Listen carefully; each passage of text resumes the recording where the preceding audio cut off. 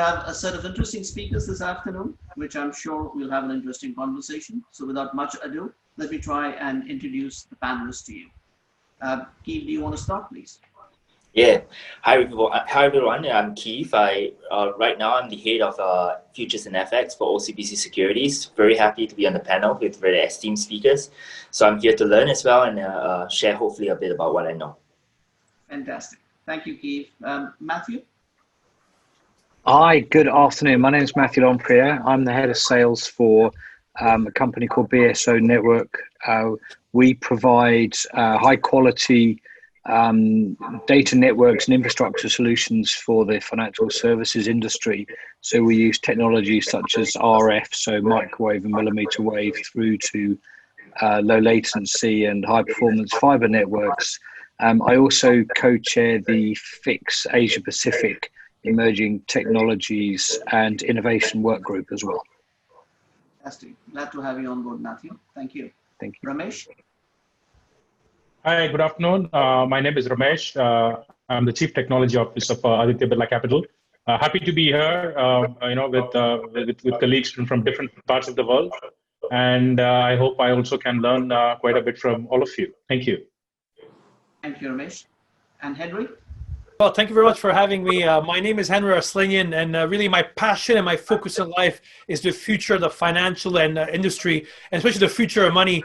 And I'm very lucky I do this in a couple of capacities. One of them is as the PwC partner and global crypto leader, where I run a crypto practice globally, but also as a university professor at University of Hong Kong, where I teach courses on fintech and crypto, as well as other policy roles with the different regulators and others, as well as an author as well, with books on the future of finance and the like. So very excited to be here to share our passion of the future of finance with all you listeners. Fantastic. Thank you, Henry.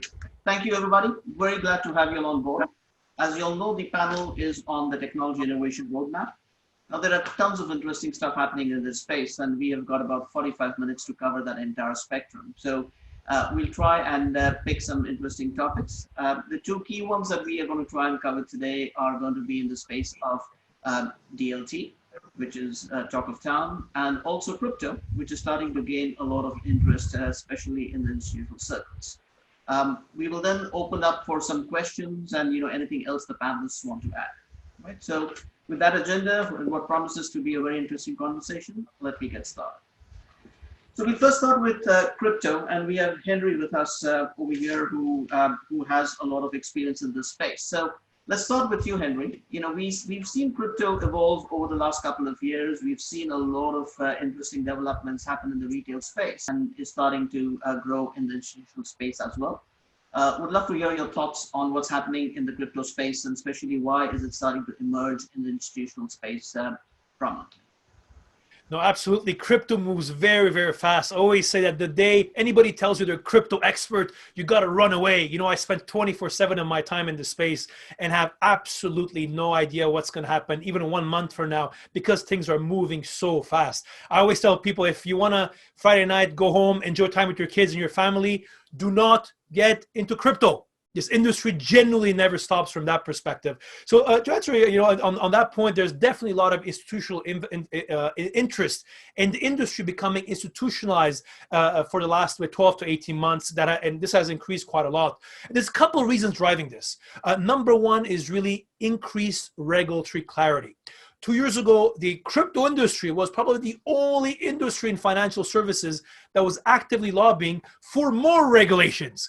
And the reason, because then it creates a playing field for everybody to be able to interact. Today, only 5% of regulators don't have somebody working on crypto, according to Cambridge University. So actually, in many regards, I would argue that the average regulator is probably more knowledgeable than the average financial services professional when it comes to digital assets.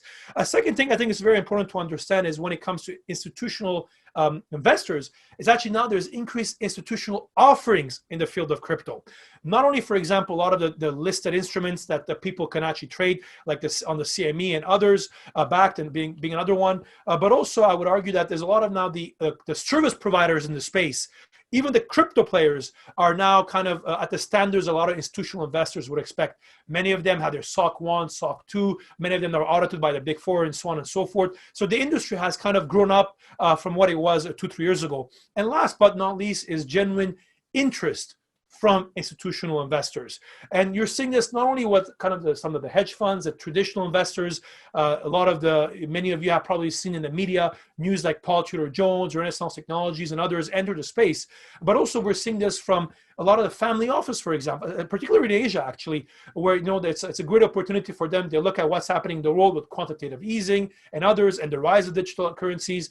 And many of them are actually spending more time looking at this topic. So very, very exciting topic. 2019 was a booming year for crypto. 2020 is right now, and I think God knows what the coming years have in stock. Thank you, Henry.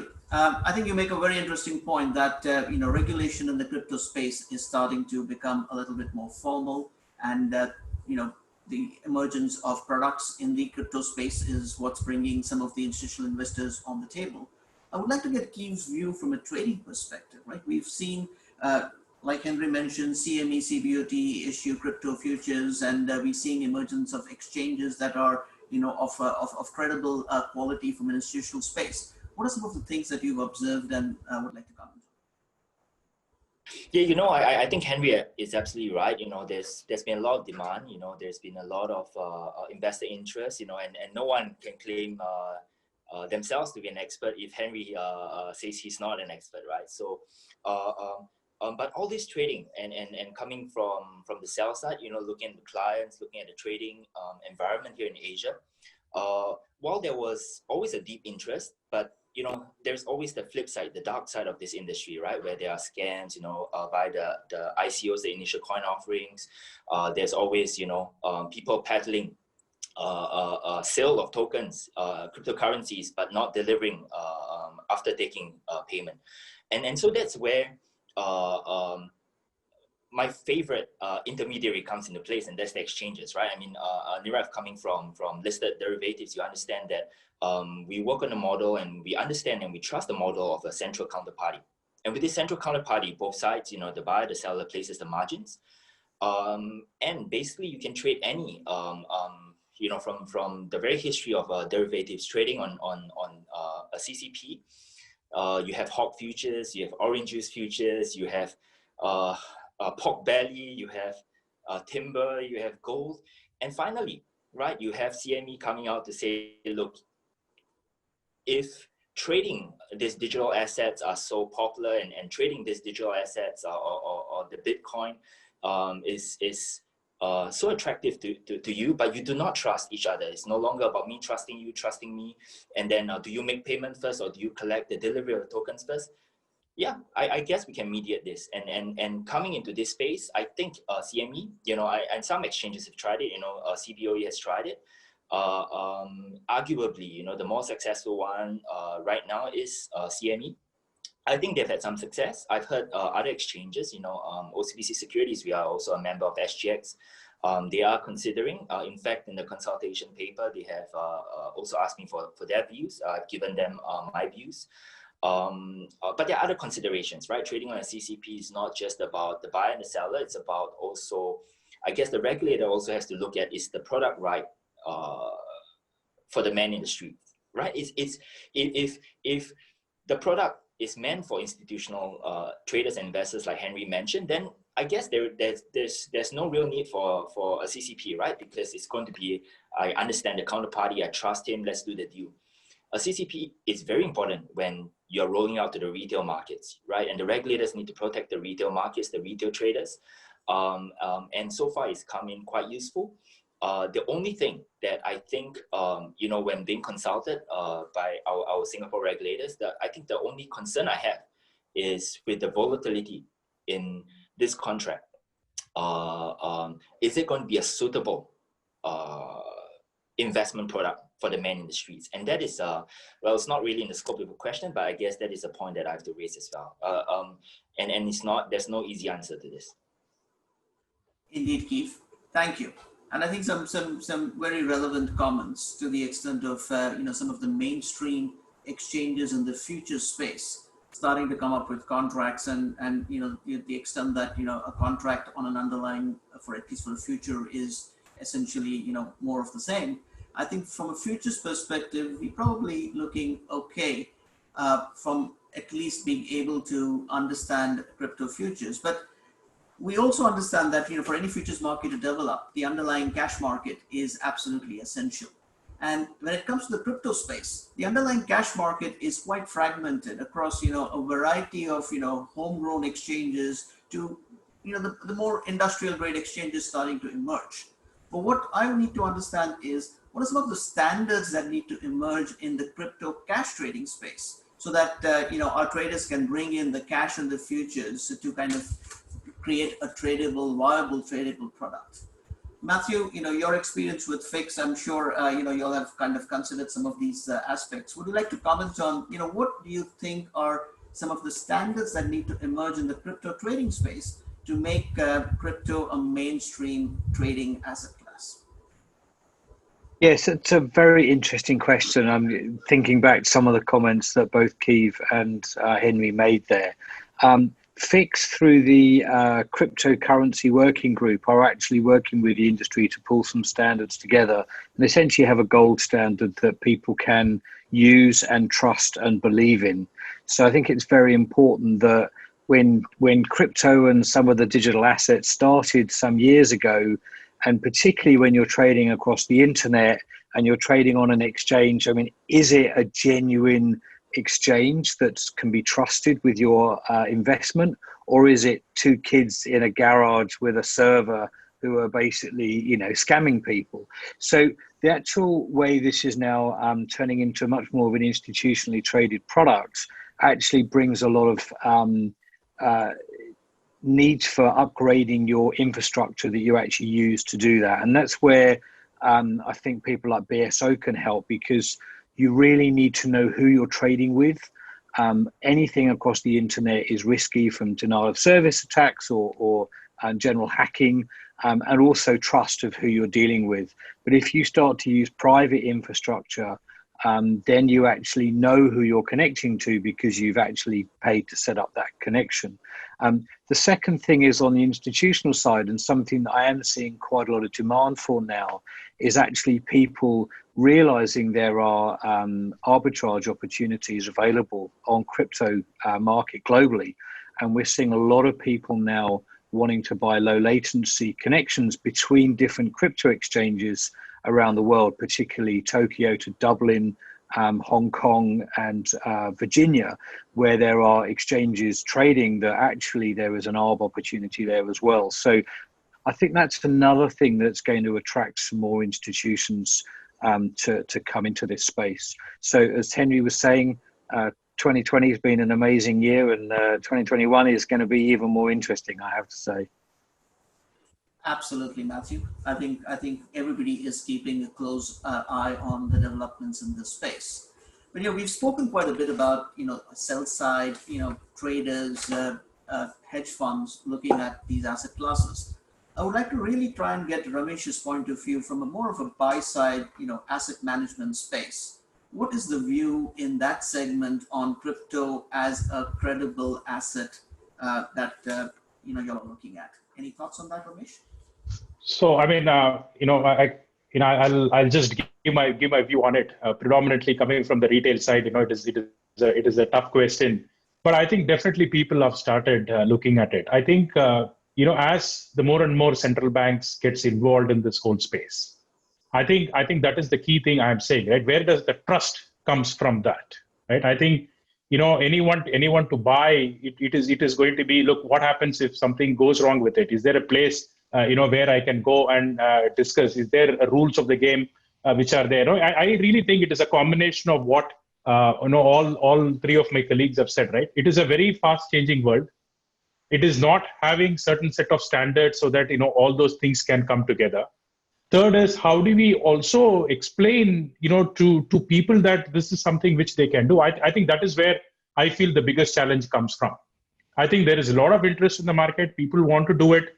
The regulators are saying, go ahead a bit. I mean, I don't know, right? I was recently in Indonesia where there was a, when I say recent, now it's 6 months back because of COVID, right? Where there was a place where he said, look, asset class crypto come in, we will teach you, right? So, it is to that extent. I honestly feel, I think a lot of things will happen.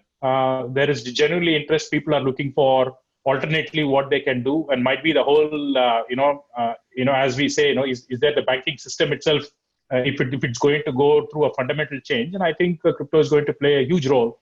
And I think that will interest everyone in the market is my thought on this. We'll have to evolve in this space, and we'll have to see how that plays out in this space. Henry, I wanted to come back to you. When we talk of crypto, we tend to naturally think about Bitcoin and a host of similar currency offerings that are out there in the market.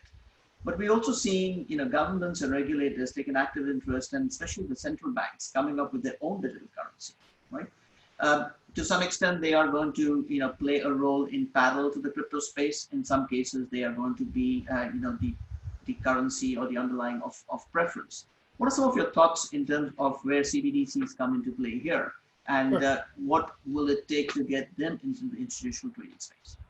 Yeah, sure. Absolutely. I mean, it's a central bank digital currency. CBDCs are a very, very hot topic today, and it's being actively discussed. I mean, just to put things in perspective, according to the Bank for International Settlements, the club of central banks, 80% of central banks are looking at the topic. Actually, what's probably even more interesting is, according again to the BIS, 20% of central banks plan on issuing one in the medium term, which is 1 to 6 years with their survey. So very interesting what's happening from now. It's very important if we take a step back.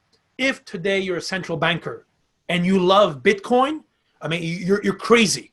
It's a bit like a taxi driver being excited to see Uber come in the market, right? But however, obviously central banks are not stupid. They realize there's a lot of features of cryptocurrencies that could be useful for central banks, whether traceability, be able to actually see what's happening in the market, economic data, and also, frankly, to be able to hopefully gives a fighting chance against money laundering and corruption and so on and so forth.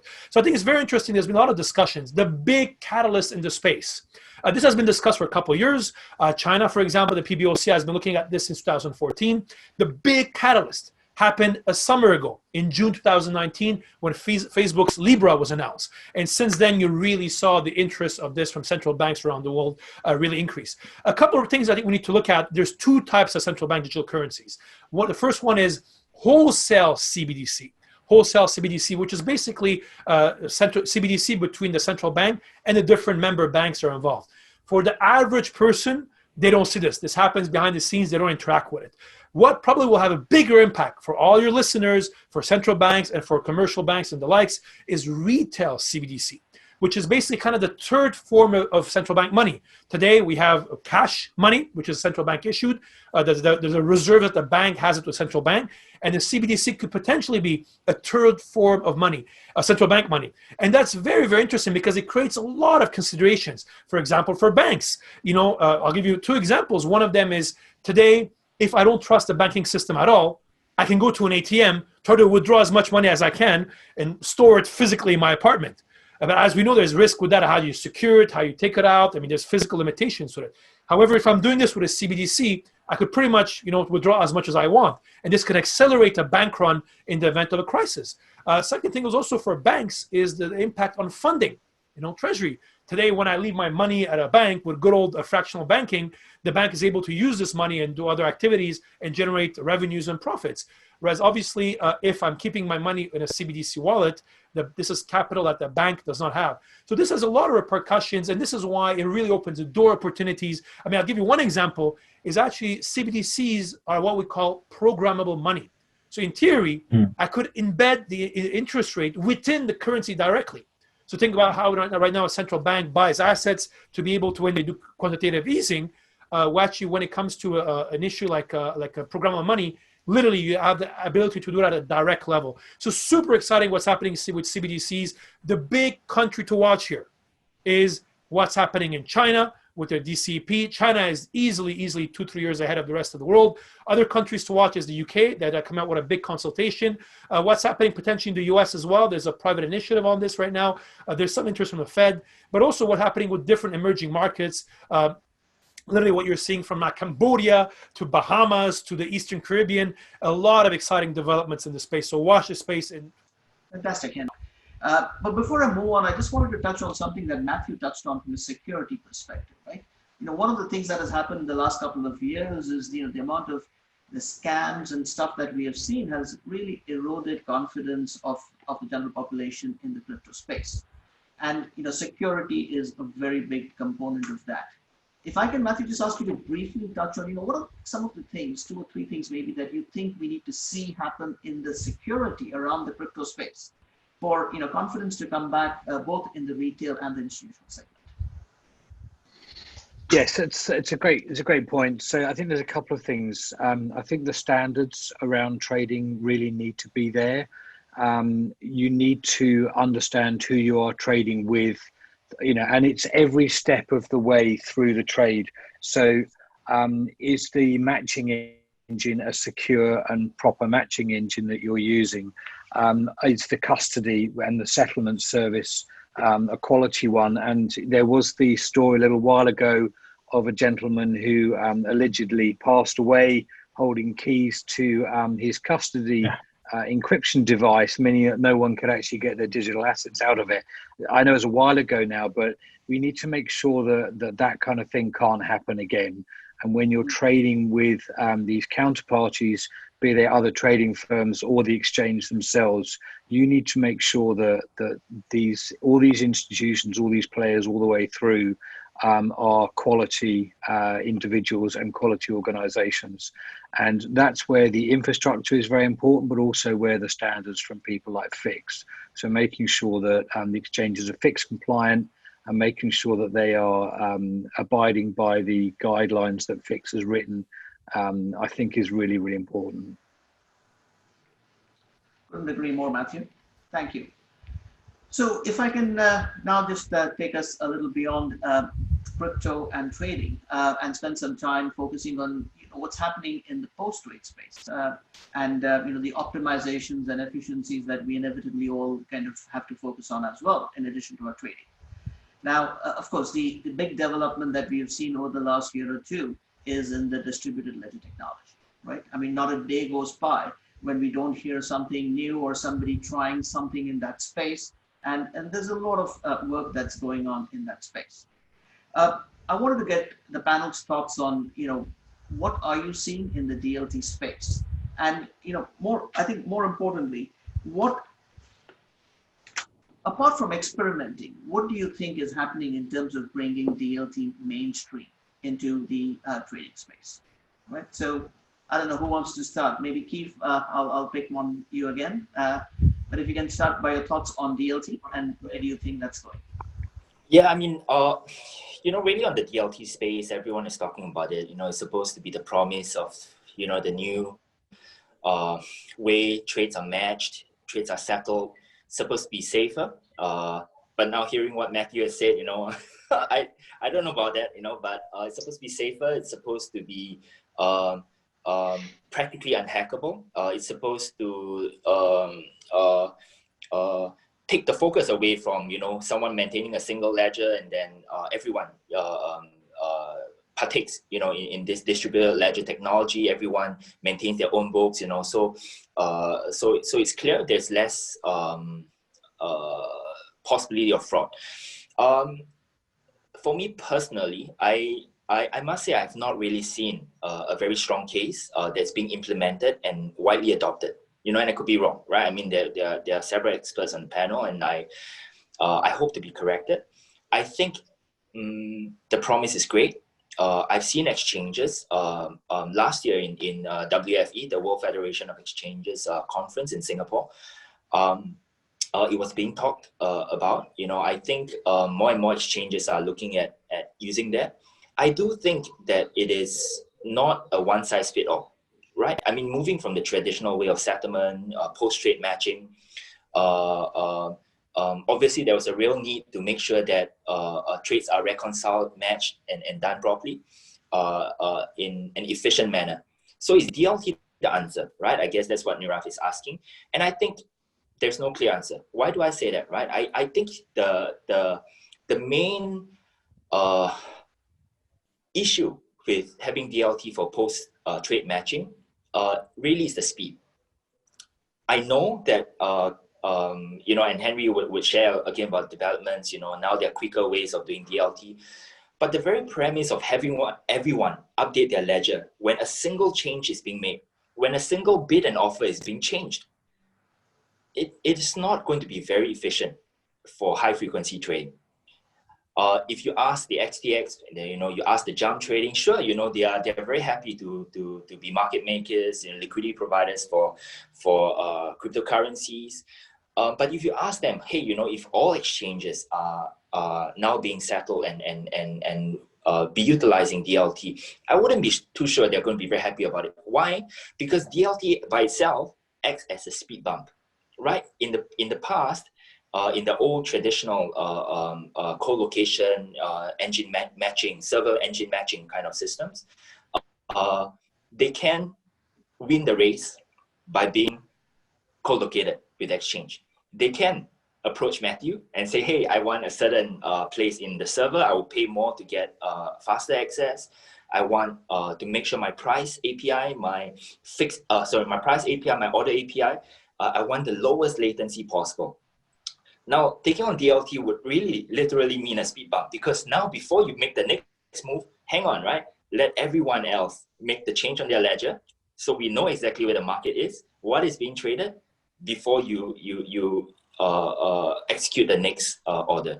And I'm not sure that everyone's going to be happy, right? I think it is going to be fairer. I'm just not sure everyone's going to be as happy. No, indeed, Keith. Look, I mean, this is an emerging technology. And while it holds a lot of promise, there are lots of practical issues that we'll have to go through, both from a technology perspective and how it fits into our ecosystem, right? So we got to watch this space. But Henry, if I could get your thoughts on what are some of the key things that needs to change from a DLT perspective for it to become a dominant infrastructure within the trading space? Yeah, so a couple of things I think, just comment on some of the comments that were made. Yes, I mean, a lot of blockchains have scalability issues, right? And that's true, for example, Bitcoin. But to be fair, there's a lot of new blockchains that are market right now where that scalability issue has been solved. And actually, like the proof of work mechanism, which is the kind of the speed bump for Bitcoin blockchain, for many of the other DLTs, which includes blockchain, there's different mechanisms of consensus that are way faster and scalable. That's the one thing, first of all. Then a second, I would say also that it brings a lot of benefits as well. One of the big topics right now, for example, is decentralized finance, DeFi, which is basically kind of allows you to trade with no central counterparty, with actually what we call automated market making, where there's even not a central order book, a central order book. So there's a lot of changes happening from that perspective. I personally do not think, I think it'll be very difficult for any financial institution, including the ones listening today, to plug in blockchain. Frankly, with the legacy system, with the spaghetti in the back end, it's very difficult. Second, actually, frankly, the system, the infrastructure we have today works pretty well. It may not be optimal. It's not the Formula One, but it's pretty close. I think the only organizations that it's worth looking at it is, I think there's a lot of upside with blockchain in non-financial services, food traceability, and other elements. Second is actually bringing new products in the market. One of them is tokenization. For example, being able to tokenize a Picasso or Andy Warhol, be able to offer it to investors, LP shares of hedge funds and PE funds, a lot of items that we were not able right now to kind of have a liquid market, or real estate, for example, right? We can tokenize buildings in a way that is not even possible with REITs, for example. So I think those are some of the areas that I'm seeing where there's a lot of benefits right now. So on a trading perspective, I'm not sure the trading as we know it for this conference, DLT can really, will be able to enhance.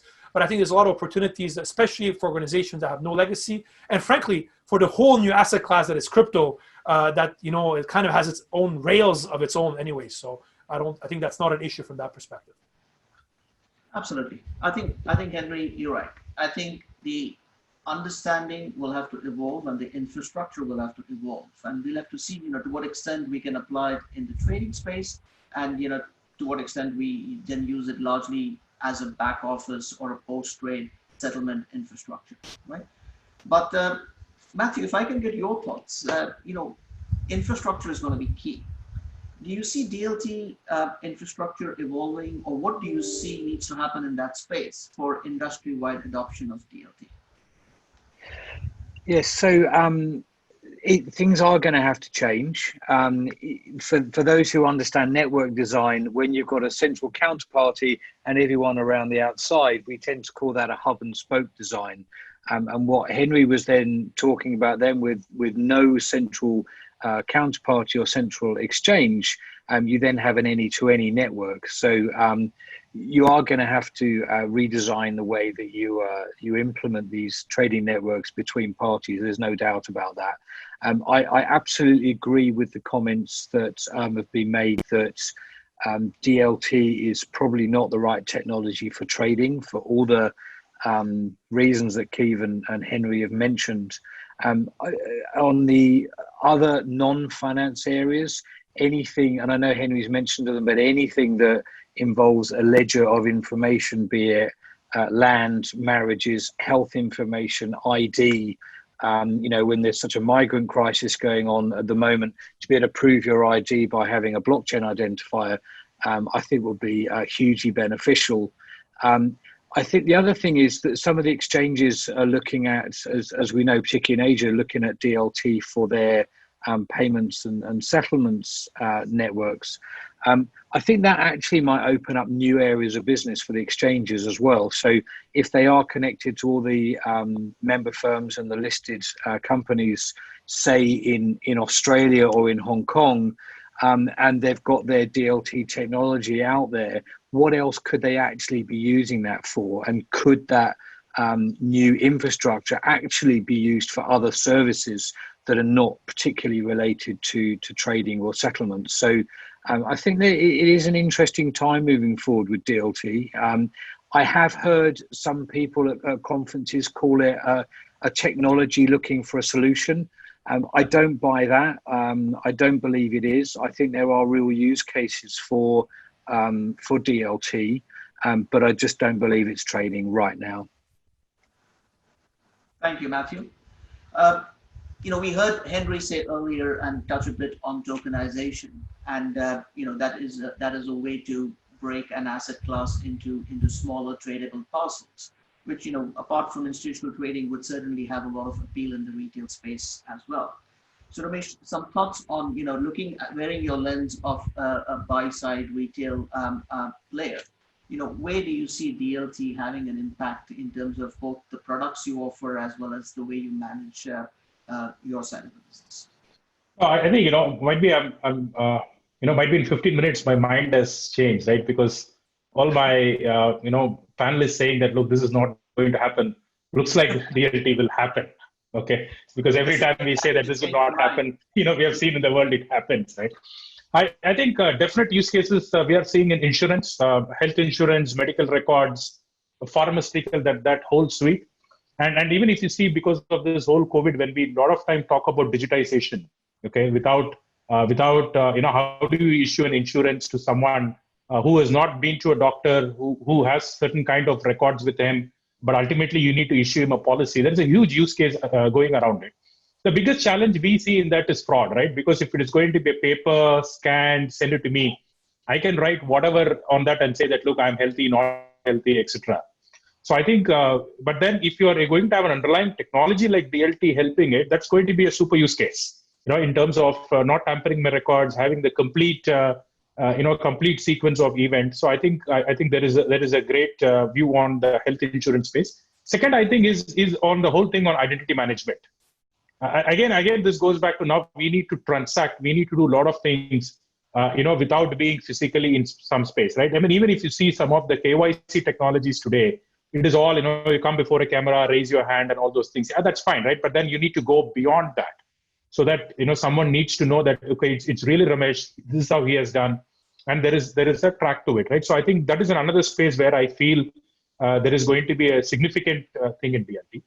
And the third one, right, we spoke about speed. And the way I look at is today, the challenges, as Matthew said, you have got legacy infrastructure, you have got DLTs, right? So now people have not figured out how to make all those things work together.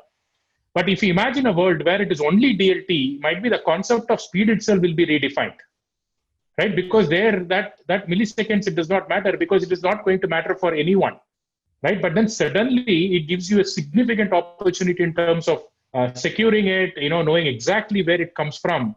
I really equate this to, since Matthew again said with network, the whole thing, when we had TCP/IP and then we had all the SNA server kind of connectivity, we used to struggle because in one, things used to come so fast, another used to trickle down, right? But once we made everything TCP/IP, the whole world changed. I think something like that is going to happen. Might be it is a period of transition.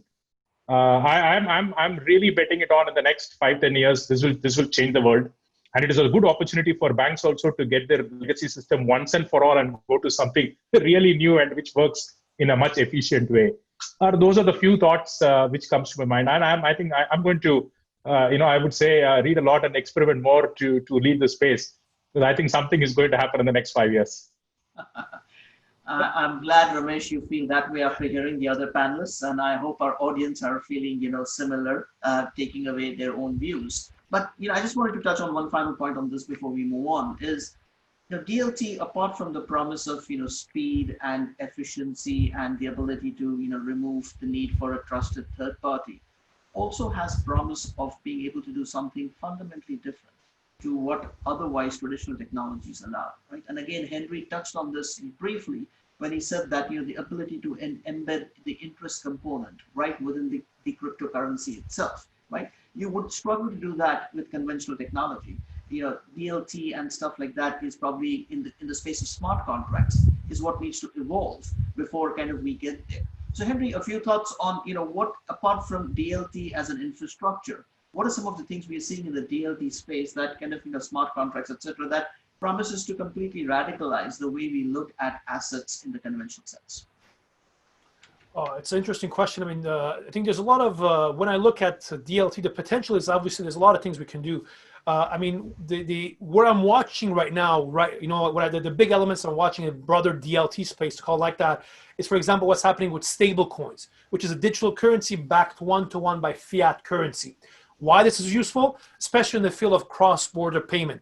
Today, if from Hong Kong I make a payment to my mom in Canada, the average cross-border fees globally is around 7%. In many emerging countries, it's double-digit. If we're including many of your viewers, I'm sure they really do not enjoy their user experience of when they try to send money around the world, for example. This is one area where we're seeing really the broader, digital assets or DLT space really radically change the game. And I think hopefully we'll see what happens with Libra and their stable coins. But right now, if you look at the volumes of stable coins, it's at the record high, actually. It's going every month on month, there's growth. So I think that's one of the areas I'm really watching that's a real clear problem on the remittance space, for example, for everyday people, and how that can impact. Also from a trading perspective, that also solved a problem for a lot of the crypto traders.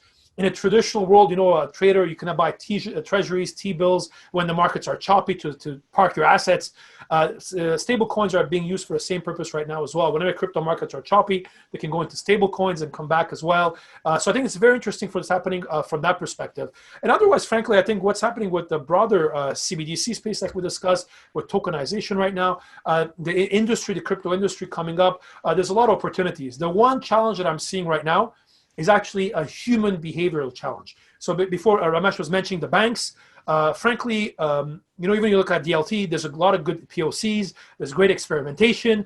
Unfortunately, what we've seen the last 2-3 years, a lot of it was done for marketing purposes. It's good, looks good, it looks good as CEO speech to mention they're playing with DLT, but actually when you dig down a bit, there's not much that has been done in a practical perspective. And I'm sure for many of the firms or your listeners, that's still the issue. Again, one of the big issues we're seeing here is actually the people risk, the human risk. If today you're a CTO, you're a COO, do you really want to put your back end on your middle back office operations on DLT?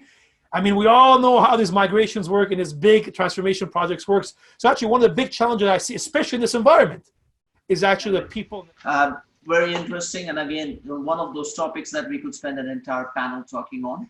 Unfortunately, we've got about 6 minutes or so left. I'm getting cues from Oliver. I want to touch briefly upon one topic that none of us can ignore, right? It is the elephant in the room.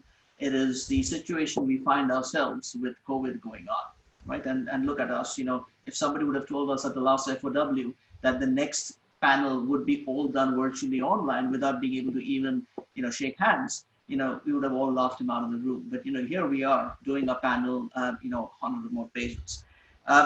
And, just like FOW, financial institutions have, come up admirably to the challenge. In many cases, being able to seamlessly transition from in-face way of acting or running the organization to running it remotely. And in many other ways, we have struggled and we have seen challenges out there. I think this is something that we have to be prepared. Hopefully, that we won't see more of this, but we can't discount that fact. So the question for some of you is, and Matthew, I'll start with you again, given your infrastructure and securities kind of background. What are some of the lessons we have learned out here in the good and the bad? Yes. So one of the lessons we've learned is people have pushed through things like Zoom and Teams in a way that would never have happened without the virus happening. I was talking with the CEO of an insurance company last week, and he was talking about the fact that in one of the Asian countries, they now do everything for their insurance policies using Microsoft Teams. And, a year ago, that would have just been absolutely impossible and unheard of.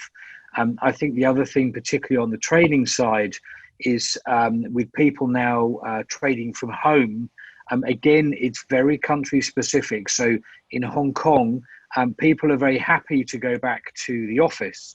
It's a 10-minute commute. It's a lovely office. You can socially distance there. And people are very, very happy to do that. People are very happy to wear masks. You go to somewhere like maybe London, and you're looking at people with a 2-hour commute into Canary Wharf. And they've proved over the last 6 months that they can actually trade very successfully from their lovely house out in the countryside. They get another 4 hours a day with their family. They can take their kids to school. People don't want to go back and trade on a trading floor. So that's really going to change the way that people trade going forwards, I think. And I think it will be, as I said, very country specific. But I think people will host a lot more services. So you'll have a lot more hosted things like Office 365, hosted voice, hosted electronic trading. You've met all your FCA guidelines with your DR, so you no longer need DR office space because you don't have to instigate twice a year, shifting everyone out to Essex or Kent or somewhere in the UK to prove that your DR off trading floor works, because you've proved it because you've got people working at home all the time. So a lot of people that I'm talking to, they want to have maybe 2 or 3 trading teams. Each one will come in for a week, a month, and they'll share office space. So you reduce your office space. You won't be buying your £5 cappuccinos at the office anymore, or $50 in Hong Kong. There are just so many changes that could potentially happen because, things have proved that they work. As I said, country specific, but in use of technology, it's been a huge change. And I think I'm very proud to be a technology and network space at the moment because we've made all this happen. And, I think it's been absolutely tremendous for us. Clearly not tremendous with what's happened to the world, but I think to prove that these technologies work has been a fascinating time. And I think it will make a big difference, as I say, going forward. Absolutely, Matthew. And, it has been amazing beyond belief, to the way we have managed to cope as an industry. We've managed to cope with this crisis, right? And we continue to cope. I would have thought, if I was pushed to it, I would have thought some parts of our business would be probably more conducive to being handled remotely, and other parts of our business, example trading, I would have almost bet $1 million that no way we can allow institutional traders to be trading from home. But lo and behold, here we are, and we have entire trade flows, and I work on one, working from home, and so far, touch wood, without any significant disruption, no systemic risk, no other issues that so far have been uncovered. That's absolutely amazing. But Keith, I wanted to hear your thoughts. I mean, if it works so wonderfully well as we all are seeing, is this the new way forward? Is this here to stay? Yeah, I agree with Matthew, right? I think in this crisis, this COVID, we're seeing technology is not the problem, right? Technology is prepared us well for this COVID situation. That is not the bottleneck. there are two issues though, right? One, I don't know, maybe Nirav, you are from a bank of a different planet, right? I think most of the financial institutions I know had issues getting laptops. It's the hardware that was the bottleneck, right? We had traders that had PCs, right, or workstations, right, in the trading floor for them to ship back home laptops. And we ordered laptops till, I think globally there was a shortage. I think it was in June or July that, when we ordered our second batch, there was simply no laptops left. We were put on queue. So technology was not a problem. Hardware, in this case, I don't want to dwell on it, was the main problem, whether we could get enough hardware to send people homes. The second issue really is human psychology. And I'm not sure if you've noticed this in the trading floor, but I do have clients that, institutional clients, and their trading behavior, their trading patterns have changed when they're trading from home. What was very, very obvious, and this wasn't just my point of view, I've been on other panels and other panelists have shared the same views, were that traders tend to be more risk averse when they're home. In fact, when no one is watching, they tend to take a lot less risks. And I figure this could be two ways, right? One, you don't want to be the guy that blew your book or your portfolio when no one is watching, right? That's even more serious. So you tend to trade a bit more conservatively. So that is sell-driven, right? That's an emotional kind of thing. The second point of view is that because the trading managers are not really looking at you, they're not really engaging and pushing you. So the trading managers kind of take a step back and say, okay, look, let's just not, it's a different environment. Let's just, don't go in knee deep. Let's just tiptoe a bit, right? Let's try it out and let's see where it goes. Hopefully the situation improves. So in summary, technology is never the problem. The first bottleneck that we noticed, which is quite interesting, was the hardware. The second bottleneck is really human psychology. Nothing is really holding us back, but are we trading and behaving the same way as if we were on the trading floor? I think that's food for thought. Very interesting, Keith, and some very astute thoughts out there, right? And it's not just technology. There is a lot more to this, right? But in addition to banks and trading floors, markets have also taken very well to this whole crisis, and retail investors have played a very significant role in driving the markets to where they are. So Ramesh, from your point of view, what have you observed in terms of what has changed from a retail investor's point of view in terms of pre-COVID versus post-COVID? We knew retail investors had gone electronic for a while, but this is a new game. Absolutely, I think again, the regulators have made it quite easy. I've seen that the number of regulatory changes have made it. We were having a discussion yesterday in our organization, where in India this whole power of attorney used to be a big thing.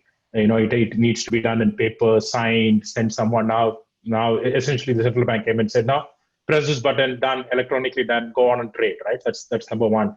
Second, I think we spoke about Team Zoom. I think the use of WhatsApp. I think people have figured out how to use literally messaging, to create an entire set of applications, how to do it.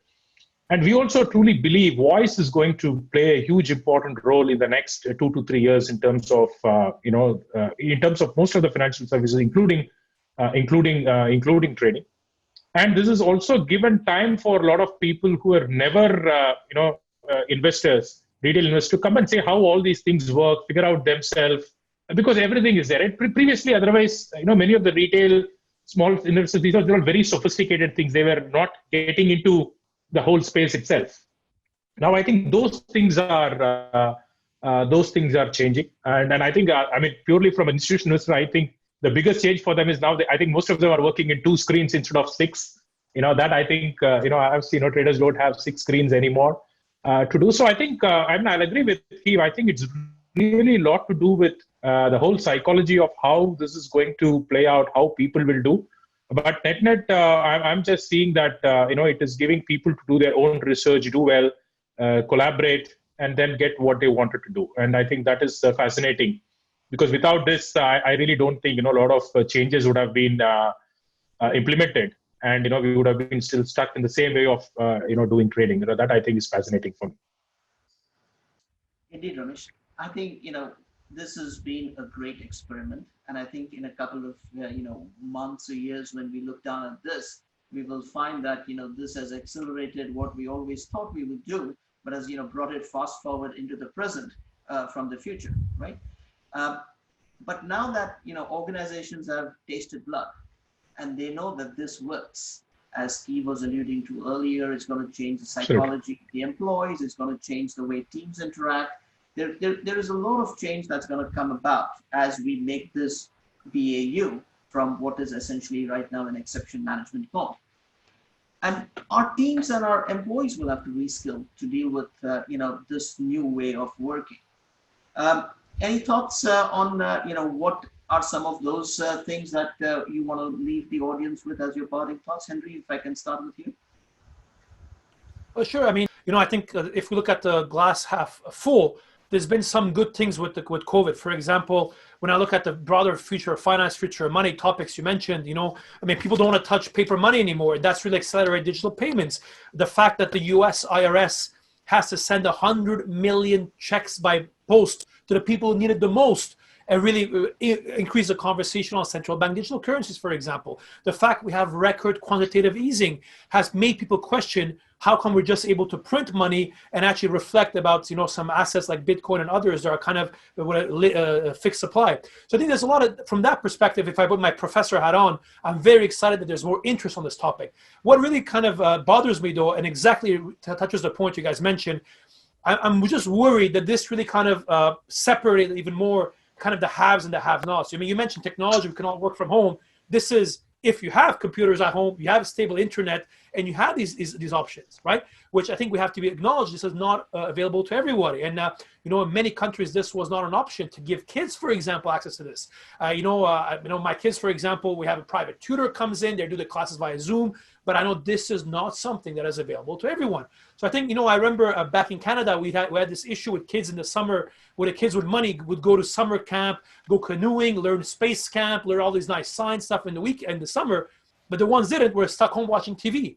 So I think as an industry, as a society, we need to make sure we're able kind of to address these issues. Yes, technology is maybe it's a technology problem, maybe it's not, but I think some of these things hopefully will make us question about it. And that's maybe my kind of my perspective from a professor perspective, looking with the students, dealing with a lot of students as well. I think that's something that kind of the negative side of COVID, which I look forward, hopefully, as a society, as an industry, we can look to address it. Well spoken, Henry. And I think, a fitting wrap up to our panel. Unfortunately, guys, we are running out of time, and I know there are questions that our audience will be eager to ask. So, with that, I'll say thank you very much for the participation in this panel. It's been a very interesting discussion, and I invite questions from the audience. Yes, thank you so much. I'd just like to remind everyone again that you can still send in your questions. We try to answer all of them when we can. We're very lucky to have a few of the panelists joining us now. I'll just get straight into it and go to the first question. What are the latest developments in low latency trading technology, and how are they being deployed to encourage trade between Asia and the rest of the world? Who wants to jump in on this? Yes, Matthew, if you can hear me, I'm very happy to take that one. That's clearly our specialism. So we are deploying a range of new equipment, lower latency equipment, and there are some new cable systems that we are using. So we have optimized London to Tokyo, for example, recently, and there's now much lower latency between Thailand and Hong Kong and Singapore, and a lot of the routes around the region. So into Taiwan and Singapore as well, Singapore, Tokyo, particularly for FX. And there's a lot of new microwave and millimeter wave, so RF technology available in the USA and Canada. So there's a lot of new routes, a lot of new technology out there. And it's, clearly we're hoping it will really drive, the futures world to increase the liquidity and level of trading in and out of the region. Fantastic. I'll just move on to the second question then. Will firms speed up implementing the technology upgrading plan delayed by COVID? So I'm happy to take that one again. Yes, I think they will. What we have noticed over the last few months is there was an initial flurry to upgrade networks to cope with Zoom and Teams and things like that were implemented very quickly, as we discussed on the panel. Then there was a bit of a lull while people were working remotely and probably not making decisions to push projects through because of the situation. Projects are definitely now moving ahead, based on people now returning to work, realizing that actually, you can still work from home if you need to, and projects now are being pushed ahead. The other issue has been, as Keith mentioned, with laptops, actually some of the factories have been closed down. So actually some of the hardware required to do some projects, be they laptops or network equipment or servers, have been unavailable because factories were closed for a while, particularly just north of the border here in China. And those have now reopened and the hardware is now coming back through. So I think these projects are definitely going ahead now, no doubt about it. I was going to say, did you get your laptop in the end? Yeah, so I did. I had some priority there, and then the rest of the team members got them. I would say though that the question on whether firms have plans to speed up the technology implementation during this period. I would say that even before COVID happened, this has been something that has always been taking the most budget.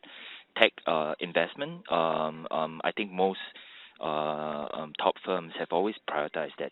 So in fact, the technology spend every year could be in the millions, and it is usually project teams that race to finish spending the budget. And in fact, for most banks, we've just finished our operating plan for next year.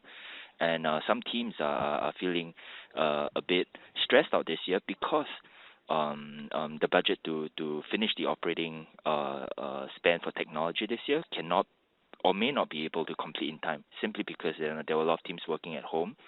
I do think that the feedback I get from some partners and clients are that simple things, right, like DocuSign, signing over Adobe and signing over PDF. It is a time of experimentation, right? There are firms that are going through this that in the past, documents were always signed physically. During this period, there were firms rushing to sign on Adobe's DocuSign, which is a subscription model. And after subscribing, I've heard feedback that it worked well for some, it didn't work well for some, and for those that it really couldn't adopt the DocuSign, they are trying different means of other technology to replace it. Similarly for WebEx, there are many firms that don't necessarily use Zoom due to supposedly security issues, so they use WebEx. Yesterday, I just came out from a meeting with a Middle Eastern national oil company, and they've tried to use WebEx, and they said that it's working really, really bad. So even though they spend on WebEx, they are immediately going to change to explore other technology. So I guess it is a good experimentation period. I'll just add a comment on that, Oliver, if you don't mind, Nirav here. Of course. I think apart from acceleration, we're also going to see a rethink of both the strategy of allocating the dollars as well as a reallocation of the dollar budget itself, right? So what Keith mentioned, a lot of projects which were otherwise on the book of work but may not be a priority are now starting to get reprioritized, especially the ones related to remote working, conferencing technology, etc. And I think we're also seeing that dollars that were otherwise allocated for other projects will now get reallocated for some of these. So apart from resuming the tech investment, we'll also see a reprioritization of the tech investment in the context of what we've just experienced. All the money they're saving on the real estate can now go into technology. That's to come, but yes, that will come as well. The next question I've got here is, what is your experience of improving trading efficiency and cross-market connectivity for your firm or clients? Oliver, it's No problem. Matthew again.